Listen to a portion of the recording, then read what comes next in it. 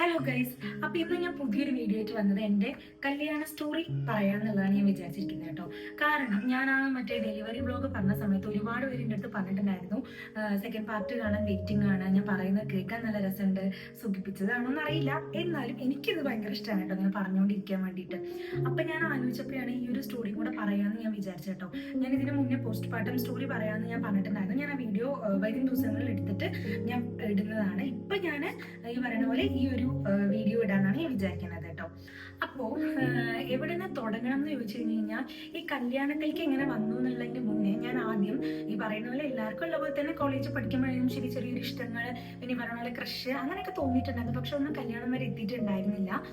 പിന്നെ എനിക്ക് കല്യാണം നമ്മൾ ഈ പറഞ്ഞ പോലെ ജാതകത്തിൽ അല്ലെങ്കിൽ ജ്യോത്സ്യന്മാരിൽ നമ്മൾ നോക്കുന്ന കാരണം എൻ്റെ അമ്മയുടെ വീട് പാടൂരാണ് കേട്ടോ. അവിടെ പിന്നെ അറിയാലോ, ഈ പ്രശസ്തരായ ജ്യോത്സ്യന്മാരാണ് അവിടെ നിറയെ പേരുള്ളത്.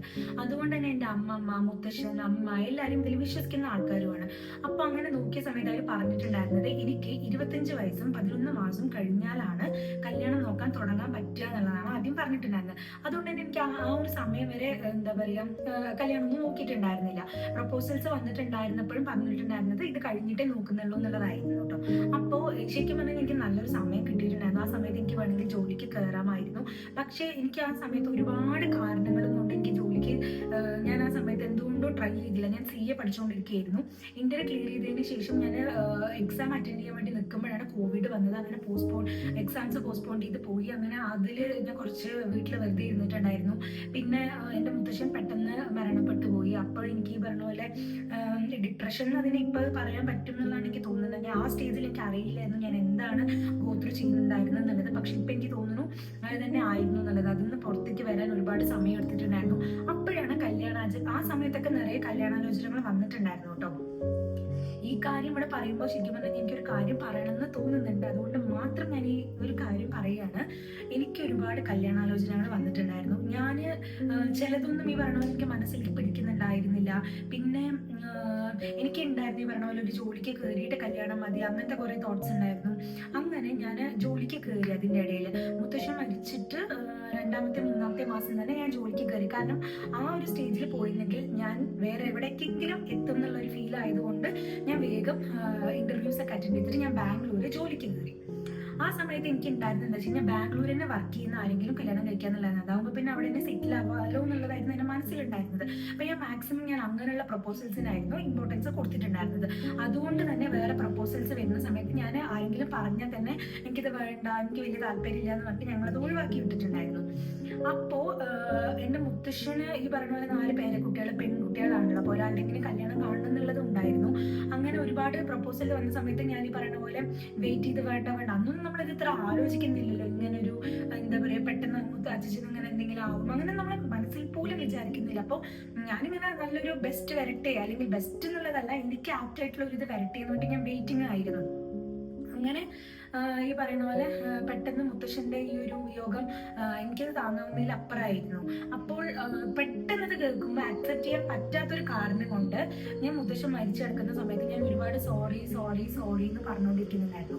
ഞാൻ സോറി എന്ന് പറയാനുള്ളൊരു കാരണം ഉണ്ടായിരുന്നു എന്താണെന്ന് വെച്ച് കഴിഞ്ഞാൽ, അച്ഛനും ഇങ്ങനെ ഈ പറഞ്ഞ പോലെ കാണണം എന്നുണ്ടായിരുന്നല്ലോ. ഞാൻ മുത്തശ്ശൻ അച്ഛൻ മാറ്റി പറയണത് ഞാൻ ശരിക്കും അച്ഛൻ എന്നാണ് വിളിക്കുക. പക്ഷെ ഇവിടെ എല്ലാവരും മുത്തശ്ശൻ എന്നാണ് പറയുക. അതുകൊണ്ടാണ് എനിക്ക് മാറി വരുന്നത് കേട്ടോ. വീഡിയോ എടുക്കുമ്പോൾ ഞാൻ അച്ഛൻ തന്നെ പറയാം. അച്ഛൻ എന്ന് പറയുന്നത് എൻ്റെ അമ്മയുടെ അച്ഛനാണ് കേട്ടോ. അപ്പോൾ ഞാൻ കുട്ടിക്കാലം മുതൽ അവരോടൊപ്പമാണ് ടൈം സ്പെൻഡ് ചെയ്തിട്ടുള്ളത്. ഞാൻ എൻ്റെ 7ാം ക്ലാസ് വരെ ഞാൻ അവരോടൊപ്പമാണ് നിന്നിട്ടുള്ളത്. അതുകൊണ്ട് തന്നെ ആ ഒരു ബോണ്ട് അവരൊപ്പം ഉണ്ട്, അതെനിക്ക് പറഞ്ഞറിയിക്കാൻ പറ്റില്ല. അപ്പോൾ ഞാൻ ഈ പറഞ്ഞ പോലെ അച്ഛനത് കാണാൻ പറ്റില്ലല്ലോ. എൻ്റെ ഒരു കല്യാണമെങ്കിലും കാണാൻ ഞാനൊരു അവസരം ഉണ്ടാക്കി കൊടുത്തില്ലല്ലോ. കാരണം ഞാൻ ഒരുപാട് പ്രപ്പോസൽസ് വേണ്ടെന്ന് പറഞ്ഞിട്ടുണ്ടായിരുന്നല്ലോ. അതുകൊണ്ടാണ് ഞാൻ പറയുന്നുണ്ടായിരുന്നത്. അതായത് എനിക്ക് അറിയില്ല ആ സമയത്ത് ഞാൻ അതുകൊണ്ടാണ് സോറി എന്ന് പറയുന്നുണ്ടായിരുന്നത്. പക്ഷേ ആരാണിത് പറഞ്ഞുണ്ടാക്കിയെന്ന് എനിക്ക് ഒരു ഐഡിയയും ഇല്ല. അതിലാരോ ഒരാൾ ഇങ്ങനെ പറഞ്ഞുണ്ടാക്കി. ഞാൻ സോറി എന്ന് പറയാനുള്ള ഒരു കാരണം, എനിക്ക് വേറെ ഇതൊരു ഈ പറഞ്ഞ കാസ്റ്റ് അല്ലെങ്കിൽ റിലീജിയൻ അതിലുള്ള ഒരാളെ എനിക്കിഷ്ടമാണ് എന്നുള്ള രീതിയിൽ, അതുകൊണ്ട് ഞാൻ കല്യാണം വേണ്ട എന്ന് പറഞ്ഞിരിക്കുകയായിരുന്നു. അതിനാണ് ഞാൻ സോറി, അതായത് വിഷമിപ്പിച്ചു സോറി എന്നുള്ളൊരു കഥ ഉണ്ടാക്കി നാട്ടിൽ മൊത്തം അത് പ്രചരിപ്പിച്ചു. അതായത് എൻ്റെ വീട്ടിലല്ല, ഞങ്ങൾ താമസിക്കുന്ന തച്ചന്മാർ എൻ്റെ അച്ഛൻ്റെ വീട്ടിലാണ്. അവിടെ അല്ല, എൻ്റെ അമ്മയുടെ വീട് പാടൂര്, അവിടെ പറഞ്ഞുണ്ടാക്കി. ഇത് സർക്കുലേറ്റ് ചെയ്യാറിയാലോ, ഒരു ന്യൂസ് ഒരാൾക്ക് കിട്ടിക്കഴിഞ്ഞാൽ അതിങ്ങനെ സ്പ്രെഡായി പോകും. അങ്ങനെ ഒരുപാട് പേര് അത് അറിഞ്ഞു. ഇങ്ങനൊരു സംഭവമേ ഇല്ല ഇല്ല കേട്ടോ, മനസ്സാവാച അങ്ങനെ അറിയാത്തൊരു കാര്യമാണ്. സോറി എന്ന് ഞാൻ ഉദ്ദേശിച്ചൊരു വേറെ കാര്യം, ഇവര് ഉണ്ടാക്കിയ വേറെ കാര്യം. ഇതാണ് നടന്നിട്ടുള്ളത്. ഇങ്ങനെ ഒരു പ്രയാസത്തിൽ കൂടെ ഞാനും എൻ്റെ അമ്മയും എല്ലാവരും പോയിട്ടുണ്ടെങ്കിൽ ജസ്റ്റ് അതിവിടെ അഡ്രസ്സ് ചെയ്തു എന്നേ ഉള്ളൂ കേട്ടോ. അപ്പൊ ഇങ്ങനെ ഒരു സംഭവം ഉണ്ടായി, അത് വിടും. അങ്ങനെ കുറെ പ്രപ്പോസൽസ് വന്നുകൊണ്ടിരുന്നിട്ടുണ്ടായിരുന്നു. അച്ഛനുള്ള സമയത്ത് തന്നെ എൻ്റെ 2 പെണ്ണുകാണൽ കഴിഞ്ഞിട്ടുണ്ടായിരുന്നു. അതിൽ ആദ്യം എന്ന് ഈ പറഞ്ഞ പോലെ ബാംഗ്ലൂരിൽ തന്നെ ആയിരുന്നു. അവര് സെറ്റിൽഡ് ഇൻ ബാംഗ്ലൂർ അല്ല, സെറ്റിൽഡ് ഇൻ ബാംഗ്ലൂർ അല്ല, അവര് സെറ്റിൽഡ് ഇൻ പൂനെ അല്ല, താനെ എന്ന് പറഞ്ഞ സ്ഥലത്തായിരുന്നു, മുംബൈയിൽ. പിന്നെ ആള് വർക്ക് ചെയ്യുന്ന ബാംഗ്ലൂരായിരുന്നു. അവളുടെ ചേച്ചി ബാംഗ്ലൂർ സെറ്റിലായിരുന്നു. ഞാൻ ഈ കഥ പറയുമ്പോൾ ആരുടെയും പേരോ അല്ലെങ്കിൽ ആരെയും ഒന്നും ഞാൻ ഉദ്ദേശിക്കുന്നില്ല, പറയുന്നില്ല. ഞാൻ എൻ്റെ സ്റ്റോറിയിൽ ഇവരെല്ലാവരും ഒരു പാർട്ടായിട്ട് പോകുന്ന കാരണം ഞാൻ ജസ്റ്റ് മെൻഷൻ ചെയ്യുന്നു എന്ന് മാത്രമേ ഉള്ളൂ കേട്ടോ. ഇതിലാരും ഒന്നും ഇനി ഇതിന്ന് കണ്ടുപിടിച്ച് ഉണ്ടാക്കരുത് ദയവ് ചെയ്തിട്ട്. അപ്പം ആ ഒരു പ്രപ്പോസൽ വന്നു. കേരള മാട്രിമോണി തന്നെയാണ് ആ പ്രപ്പോസൽ വന്നത്. വന്നു കഴിഞ്ഞ് നോക്കുമ്പോൾ ആരൊക്കെയോ പരിചയമുള്ള ആൾക്കാർ തന്നെയായിരുന്നു. അവർ കണ്ടുപോയി. ഞങ്ങൾ ഒരാഴ്ചത്തോളം സംസാരിച്ചു കേട്ടോ. പക്ഷെ ഒരു തരത്തിലും എനിക്ക് അക്സെപ്റ്റ് ചെയ്യാൻ പറ്റുന്ന ഒരാളായിരുന്നില്ല. ആള് ഭയങ്കര ഫോർവേഡ് എന്ന് പറഞ്ഞാൽ ഫോർവേഡ് ചിന്താഗതിയിലുള്ള ആളായിരുന്നു. ഒരു പരിധിവരെ നമുക്ക് എല്ലാ ഫോർവേഡ്നെസ്സും ഓക്കെയാണ്. പക്ഷേ ആളുടെ സംസാരം ഒരു തരത്തിലും, അതായത് നമ്മൾ ആദ്യം വർത്തമാനം പറഞ്ഞ ഒരു റാപ്പ് ഉണ്ടായാലേ നമുക്ക് പിന്നീട് കണ്ടിന്യൂ ചെയ്യാൻ തോന്നുള്ളൂ. ഇത് അങ്ങനെ ആയിരുന്നില്ല. നമുക്ക് ഒരു തരത്തിലും എന്താ പറയുക, ആള് ഡയറക്റ്റ്ലി വേറെ ഏതൊക്കെയോ കാര്യങ്ങളാണ് വർത്താനം പറയുന്നുണ്ടായിരുന്നത്. അതുകൊണ്ട് തന്നെ എനിക്ക് സത്യം പറഞ്ഞാൽ പ്രപ്പോസൽ വരുമ്പോൾ തന്നെ എൻ്റെ ചെറിയച്ചുമാർക്കൊന്നും ഒരു താല്പര്യം ഉണ്ടായിരുന്നില്ല. അവർ ആദ്യം തന്നെ ഇത് വേണ്ടെന്നുള്ളൊരു മൈൻഡ് സെറ്റ് ആയിരുന്നു. പക്ഷെ ഞാനാണ് ഒരു ട്രൈ കൊടുക്കാമെന്ന് പറഞ്ഞിട്ട് നോക്കിയത്. പക്ഷേ വർക്കൗട്ട് ആയില്ല. ഞാൻ പിന്നെ അത് വീട്ടിൽ പറഞ്ഞത് ശരിയാവുമെന്ന് എനിക്ക് തോന്നുന്നില്ല എന്ന് പറഞ്ഞു. അങ്ങനെ അവരെ വിളിച്ചറിയിച്ചു. അവരും പറഞ്ഞു ഓക്കെ, അങ്ങനെ താല്പര്യമില്ലാതെ പ്രൊസീഡ് ചെയ്തിട്ട് കാര്യമില്ലല്ലോ എന്ന് പറഞ്ഞിട്ട് അവരും അത് ഡ്രോപ്പ് ചെയ്തു. ഞാൻ അപ്പോൾ വിചാരിച്ചൊരു കാര്യമാണ്, എന്തൊക്കെ പറഞ്ഞാലും വർത്തമാനം പറഞ്ഞ് കുറച്ചൊന്ന് സംസാരിച്ച് ഓക്കെ ആയാൽ മാത്രമേ എനിക്കിത് ശരിയാവുള്ളൂ എന്നുള്ളത്. ഞാൻ ഓക്കെ ഈ പറഞ്ഞ പോലെ നമ്മുടെ ഒരു ഭാഗ്യമാണ് നല്ലൊരു പ്രപ്പോസൽ വന്നു ചേരുക, അല്ലെങ്കിൽ നല്ലൊരാളെ കിട്ടുക എന്നുള്ളത്. അതായത് നമ്മളൊക്കെ സെറ്റായി പോകുന്ന ഒരാളെ കിട്ടുക എന്ന് പറഞ്ഞെങ്കിൽ എന്തൊക്കെ പറഞ്ഞാലും ഇതൊരു ലക്ക് തന്നെയാണ്. പിന്നെ പ്രത്യേകിച്ച് അറേഞ്ച് മാരേജ് അല്ല. മാരേജിൽ പിന്നെ ഈ പറയുന്ന പോലെ നമുക്ക് അറിയുന്ന ആൾ തന്നെയാണ്, അതിനെ പേടിക്കേണ്ട കാര്യമില്ല. പക്ഷെ അറേഞ്ച് മാരേജിൽ അങ്ങനെയല്ലല്ലോ. നമ്മൾ രണ്ടുപേരും എന്താ പറയുക, നമ്മൾ പുതിയ ആൾക്കാരാണ് രണ്ടുപേരും, നമുക്ക് കുറച്ച് സമയം എന്തായാലും വേണമല്ലോ. അങ്ങനെ പിന്നെ കുറച്ച് കാലം കഴിഞ്ഞിട്ട് പിന്നെ എനിക്ക് പുറത്തുനിന്നൊക്കെ പ്രപ്പോസൽ വന്നത് ഞാൻ പേടിച്ചിട്ട് വേണ്ടാന്ന് പറഞ്ഞിട്ടുണ്ടായിരുന്നു കേട്ടോ. കാരണം എനിക്ക് ഇംഗ്ലീഷ് അങ്ങനെ അറിയില്ല.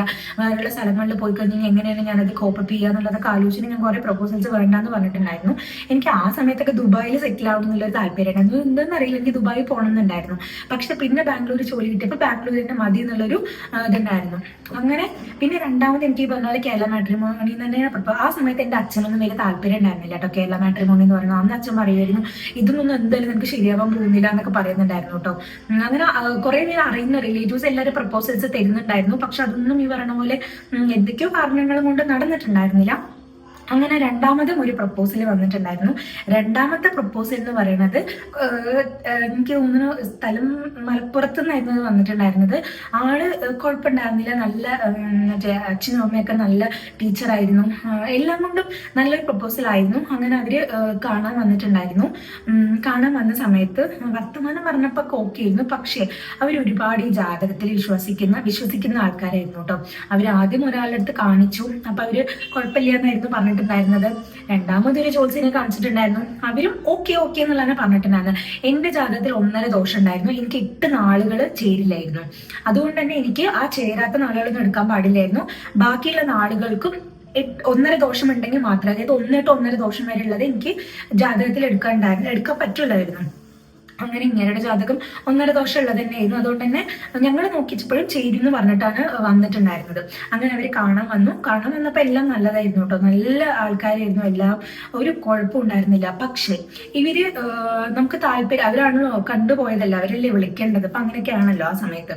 അപ്പൊ അവരുടെ വിളിക്ക് വേണ്ടി ഞങ്ങൾ വെയിറ്റ് ചെയ്ത് നിൽക്കായിരുന്നു കേട്ടോ. അപ്പോൾ ഈ ഒരു പാർട്ടി ഞാൻ ഇവിടെ വെച്ച് നിർത്തുകയാണ്. കാരണം ചെറിയ സ്റ്റോറിയാണ്, ഒരുപാട് വലിച്ചു നീട്ടാൻ മാത്രമൊന്നുമില്ല. സെക്കൻഡ് സ്റ്റോറിയോട് ഞാനിത് നിർത്തും. അപ്പോൾ രണ്ടാമത്തെ സ്റ്റോറിയിൽ ഞാൻ ഈ പറഞ്ഞ പോലെ ആൾക്ക് എന്താണ് സംഭവിച്ചത്, വിഘ്നേശ്വരൻ എങ്ങനെയാണ് എൻ്റെ ലൈഫിലേക്ക് വന്നതെന്നുള്ളത് ഞാൻ ആ ഒരു സെക്കൻഡ് പാർട്ടിൽ പറയാം കേട്ടോ. അപ്പോൾ താങ്ക് യു.